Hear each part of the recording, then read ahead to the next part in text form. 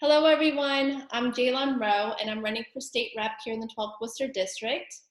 I launched my campaign back in November. I launched it for a few different reasons. One, I believe that we deserve a full-time legislator, and I commit to being one. Two, we deserve a legislator that's transparent in how they vote. Three, we deserve a passionate champion on issues that are directly impacting our lives.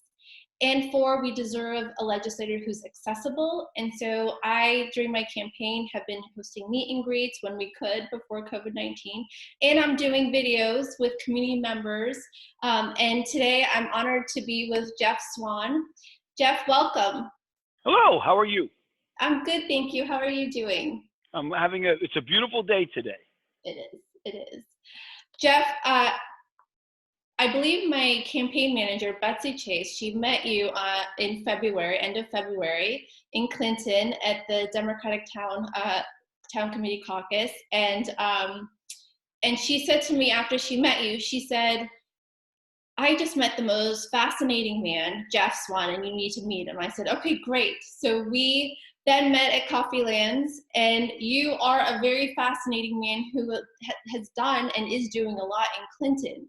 So one of the organizations that you're part of is Discover Clinton. Can you tell us more about it? Sure. Discover Clinton is, in essence, Clinton's return to what we'll call it a business representative organization. So to make the analogy simple, Discover Clinton is Discover's version of, let's say, a chamber of commerce. That's, I believe, the intent in the long run is to provide a place for businesses in Clinton to go where they can formulate plans or requests or concepts and have a singular voice speak to the administration of the town. Clinton is a town run by selectmen, so it's a little trickier than when you're in a town run by a mayor. You obviously have to then speak to either the individual selectman or you have to get behind a committee to make your position. And it's generally believed that the idea of doing that as a collective body is way more effective than each person going independently to make that statement. So Discover Clinton's goal is to, it's come up from the ashes. Discover Clinton is the carryover of an older group that was called, I believe it was called the High Street Committee. I could have that wrong, but I definitely was, High Street was in it. And that group represented the businesses on High Street, which is the main commerce street in Clinton.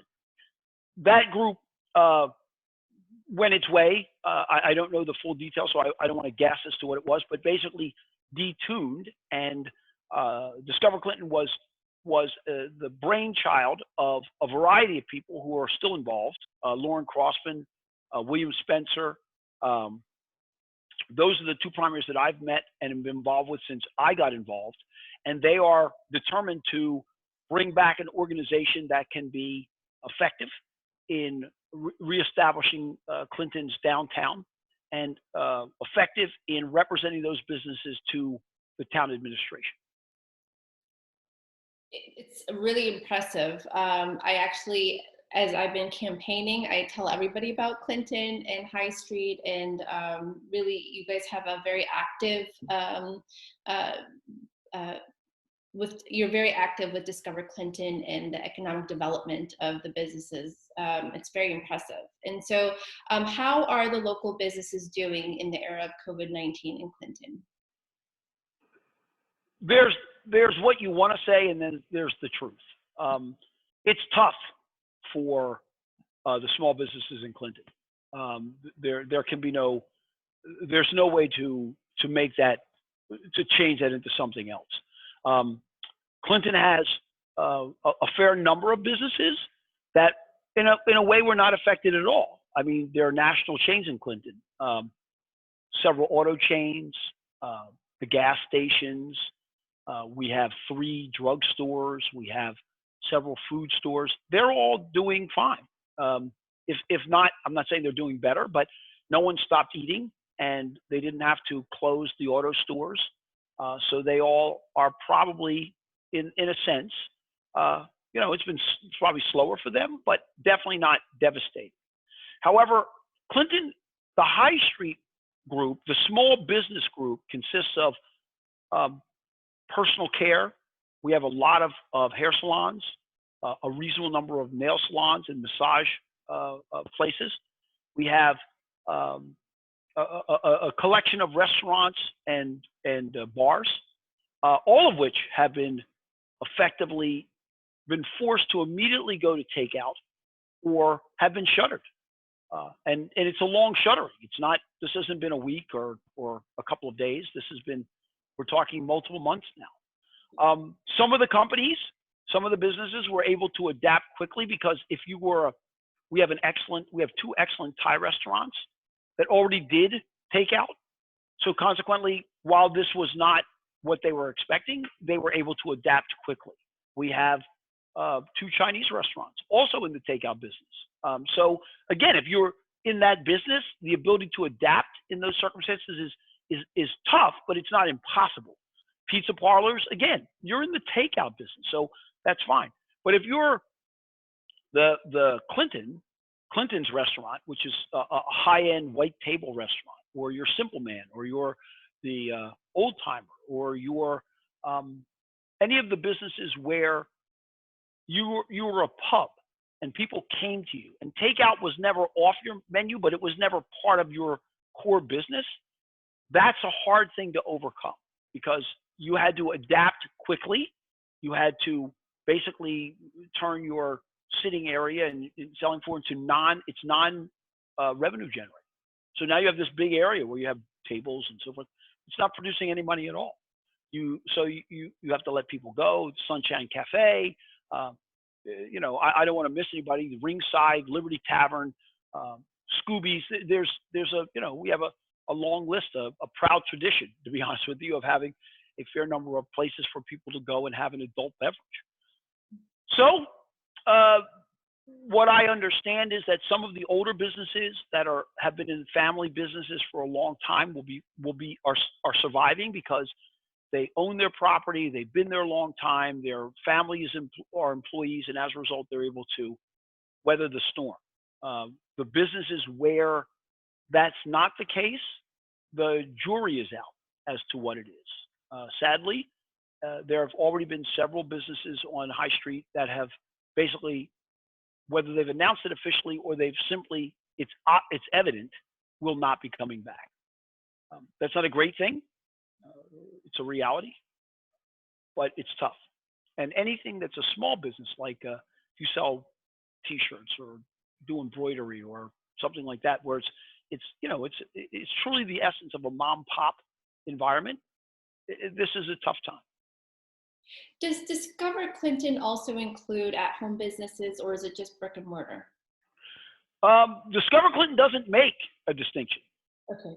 If you're a business in Clinton, then Discover Clinton is interested in connecting with you. Okay, great.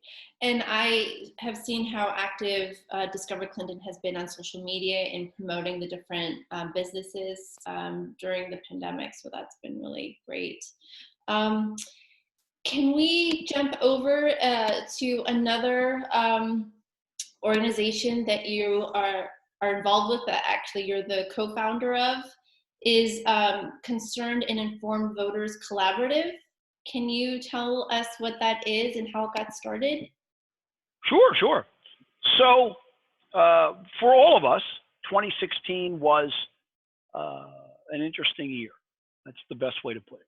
And at the end of that year, with the election, there was a mood shift. At least to me, there was a perceptible mood shift. I've been active in politics for as long as I can remember, to be honest with you, but not everybody I knew was. And my wife, while she was not unaware of politics or anything, she had never been proactively involved. She went, she voted, and that was fine.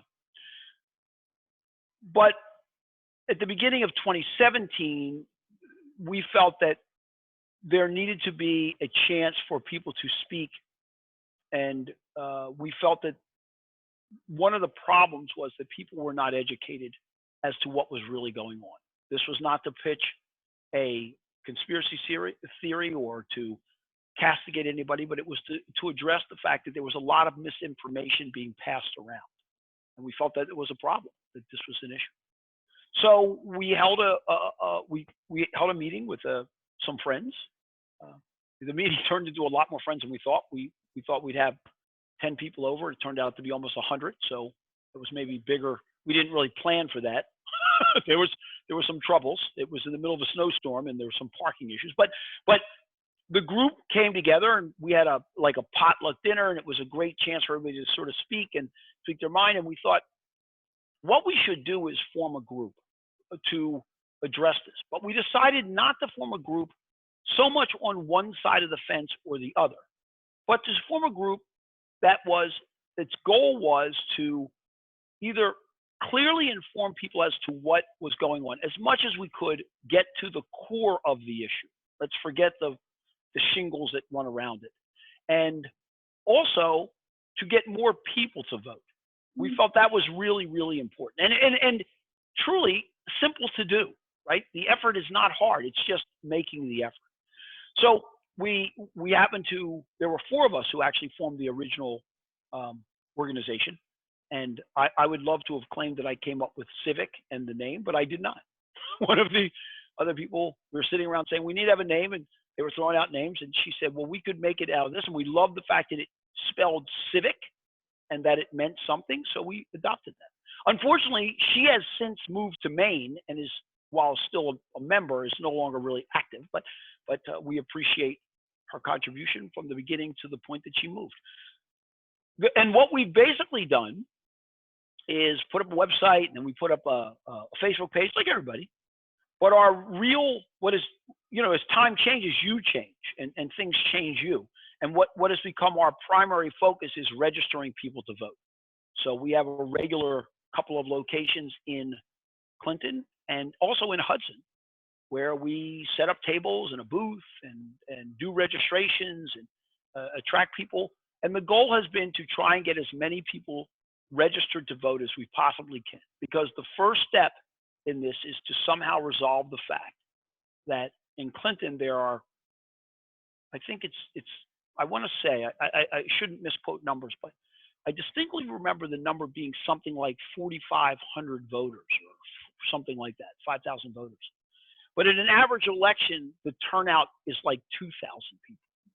And that's simply unacceptable. We need to get, people are not being heard. Now, whether that's because they don't know, or they feel that there's no point, or they feel that it's too much effort, or they're intimidated to do it, I don't know. But our job is to correct that problem. And we hope, we didn't form this group to be Clinton specific, and we have members who are from Leominster and Fitchburg, and I think we have some members from quite a distance away, Framingham and some other areas.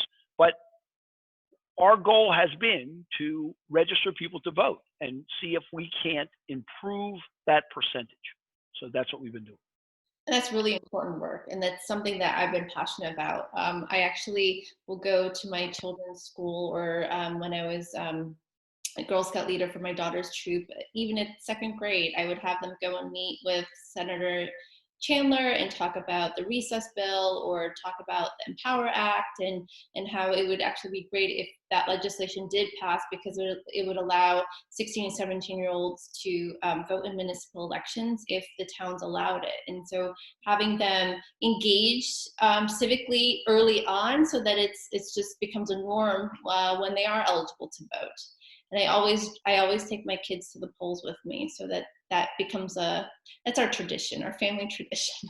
That's a great tradition. I know and understand. My mother and my father were very much big on dragging us to the polls and saying, this is the one thing that the country gives you, that it's yours, you should never waste. And so I agree with you. It has to become something that becomes a constant. What do? You vote. That has to be the way we bring people up. And in doing so, we are bettering everything. Ourselves, the country, the people that vote, the circumstances that we live under. All of that is improved by everybody being involved in the process. Absolutely. Yes. What more would you like to see from our elected officials? Well, on that point, I would say, it depends on where you are. I agree with what you said in your opening comment. Transparency is critical. It's impossible for someone to competently say they're voting for the right person if they don't know what the person did or is going to do. It's ludicrous to assume that you could look at somebody and say, well, I don't know how you voted, but you're the right guy or the right woman for that job. That makes no sense. So it's tough for people coming in new because you don't know you can only pick what you know is in front of you.